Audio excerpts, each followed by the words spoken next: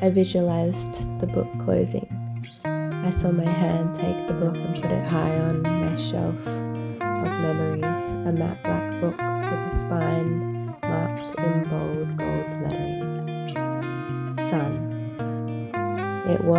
It felt like the final end. And oh my, would this be one of my favorite books I'll ever write? Not only because of our relationship, because this was the first year of Kalaias' life. We shared so many of her firsts together that this book was firmly placed into my heart for eternity. It was a time of being high on oxytocin, from breastfeeding, love drunk for my baby, and all the falling in love chemicals from being with someone new and delicious. Come to think of it, our love started to dissolve when I stopped breastfeeding. What sparked this end was that I had been having conflicting thoughts all of a sudden. I started to feel like I wanted you back. I started to picture you coming back in full remorse. I started to expect that he wanted me back and that I was the one after all. After reflecting my feelings to Reneka, she said, "That would make your ego feel great, wouldn't it?" It felt so true. Was this what my soul desired, or what my ego needed to avoid feeling humility and rejection? Later that day, I sent Sun a message. It read, "Hey Sun, trust you're doing amazing. Just tuning in as I've been experiencing some energy interference. Could you please do some cord removal your end, please? I do it every time I think of you just to keep us from entwining. I'm sure it will change over time, and until then, assistance your side would be appreciated." He responded, "Okay, sure, I will do this also." Then I remembered something. I wrote him a code letter after our first breakup. I had not let him go at all, and I wrote him a final love letter in code so that if he might truly love me, he would crack the code and come running back into my arms. A similar game I had played before. I am and always will be a hopeless romantic. I will change that story to becoming an inspirational romantic.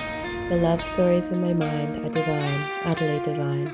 In fact, they are so divine that when some of them drop into third-dimensional reality, they are still laced with remnants of the fifth dimension, giving the moment and the memory of the moment a glow-in-the-dark effect. The light is easily restored at the flick of a thought. The all-encompassing embrace, the deeply passionate love bites, the play, the divinity that we traversed in unity. I sent a voice message asking him to burn the letter and any other items that may be holding our energies. His reply, "You know what's funny is that the code letter and this photo of us fell out of this folder that I had in my van just this afternoon. So yes, I'll burn them. Wishing you a wonderful afternoon and evening and lots of freedom. Complete freedom." My initial thought was, you deviant sorcerer, you sneaky mage. He was holding on, even by a small thread. It was there. He wasn't ready to let it go. And upon reflection, neither was I.